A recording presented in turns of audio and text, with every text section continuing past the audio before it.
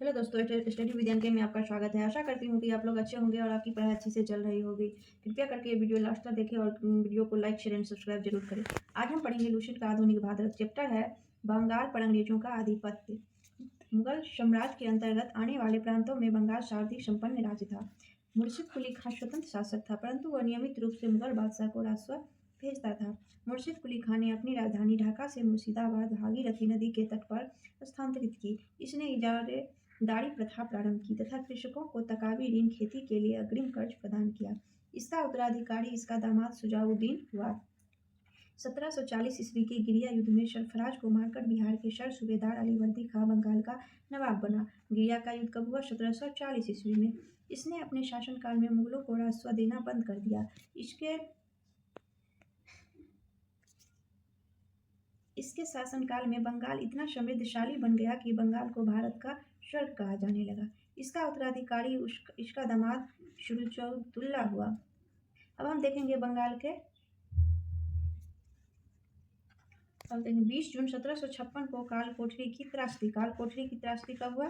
20 जून 1756 ईस्वी को काल कोठरी की त्रासदी नामक घटना घटी। इस घटना के रचयिता जेड हॉलवेल के अनुसार नवाब शुजाउद्दौला ने 20 जून की रात में 146 अंग्रेज व्यक्तियों को एक छोटी सी कोठरी में बंद कर दिया था। अगले दिन सुबह 146 में से केवल 23 व्यक्ति जिंदा बचे थे। पलाशी का युद्ध 23 जून 1757 ईस्वी को अंग्रेजों के सेनापति रॉबर्ट क्लाइव एवं बंगाल का नवाब सिराजुद्दौला के बीच हुआ। पलाशी का युद्ध कब हुआ? 23 जून 1757 ईस्वी को, जिसमें नवाब अपने सेनापति मीर जाफर की धोखाधड़ी करने के कारण पराजित हुआ। अंग्रेजों ने मीर जाफर को बंगाल का नवाब बनाया। अब हम देखेंगे नोट। पलाशी की लड़ाई में मोहनलाल एवं मीर मदान के नेतृत्व में एक छोटी सेना नवाब के वफादार रही। मीर मदान लड़ते हुए मारा गया। पलाशी भागीरथी नदी के किनारे है। पलाशी कहाँ है? भागीरथी नदी के किनारे। क्लाइव के हाथों की कठपुतली नवाब मीर जाफर को अंग्रेजों ने 1760 ईस्वी में हटाकर उसके दामाद मीर कासिम को बंगाल का नवाब बनाया। मीर कासिम ने अपनी राजधानी को मुर्शिदाबाद से मुंगेर मुगदलपुर स्थानांतरित किया। अब हम देखेंगे नोट। बंगाल की राजधानी का क्रम है ढाका, मुर्शिदाबाद एवं मुंगेर। हम देखेंगे बक्सर का युद्ध 1764 ईस्वी में अंग्रेजों एवं मीर कासिम अवध के नवाब शुजाउद्दौला एवं मुगल सम्राट शाह आलम द्वितीय के बीच हुआ। इस युद्ध में भी अंग्रेज विजयी हुए। इस युद्ध में अंग्रेज सेनापति हेक्टर मुनरो था। कौन था? सेनापति हेक्टर मुनरो था।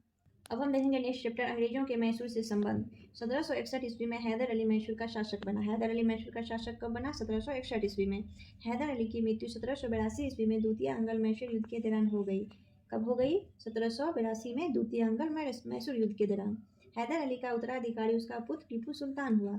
1787 ईस्वी में टीपू ने अपनी राजधानी श्रीरंगपट्टनम में बादशाह की उपाधि धारण की। इसने अपनी राजधानी श्रीरंगपट्टनम में स्वतंत्रता का वृक्ष लगवाया और साथ ही जैकोबिन क्लब का सदस्य बना। अब हम देखेंगे प्रमुख युद्ध वर्ष और उस टाइम का गवर्नर जनरल। प्रथम आंग्ल मैसूर युद्ध 1767 से 69 ईस्वी तक हुआ। द्वितीय आंग्ल मैसूर युद्ध 1780 से 84 ईस्वी तक हुआ। उस टाइम का अंग्रेजों का गवर्नर जनरल वारेन हेस्टिंग था। तृतीय आंग्ल मैसूर युद्ध 1790 से 92 ईस्वी तक। उस टाइम का अंग्रेजों का गवर्नर जनरल कॉर्नवालिस था। चतुर्थ आंग्ल मैसूर युद्ध 1799 ईस्वी में। उस टाइम अंग्रेजों का गवर्नर जनरल लॉर्ड बेलेजली था। इस युद्ध में मराठा हैदराबाद के निजाम एवं अंग्रेजों की संयुक्त सेना मैसूर के खिलाफ लड़ रही थी। अब हम देखेंगे टीपू की मृत्यु श्रीरंगपट्टनम की आखिरी युद्ध यानी चतुर्थ आंग्ल मैसूर युद्ध के दौरान 1799 में हो गई। टीपू सुल्तान को शेर ए मैसूर कहा जाता था। टीपू सुल्तान के राजसी झंडे पर शेर की तस्वीर होती थी। किसकी तस्वीर होती थी? शेर की तस्वीर।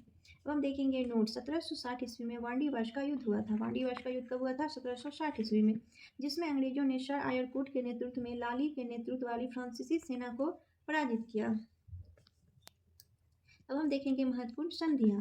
प्रथम आंग्ल मैसूर युद्ध में किसकी संधि हुई थी? मद्रास की संधि, जो 1769 ईस्वी में हुई थी। द्वितीय आंग्ल मैसूर युद्ध के दौरान हुई थी मंगलोर की संधि, जो 1784 ईस्वी में हुई थी। तृतीय आंग्ल मैसूर युद्ध के जो हुई थी उसमें हुई थी श्रीरंगपट्टनम की संधि, जो 1792 ईस्वी में हुई थी। दोस्तों, अब अपनी क्लास को यहीं समाप्त करेंगे और अगला चैप्टर नेक्स्ट क्लास में देखेंगे। वीडियो अगर अच्छी लगे तो लाइक शेयर एंड सब्सक्राइब जरूर करें। Thank you.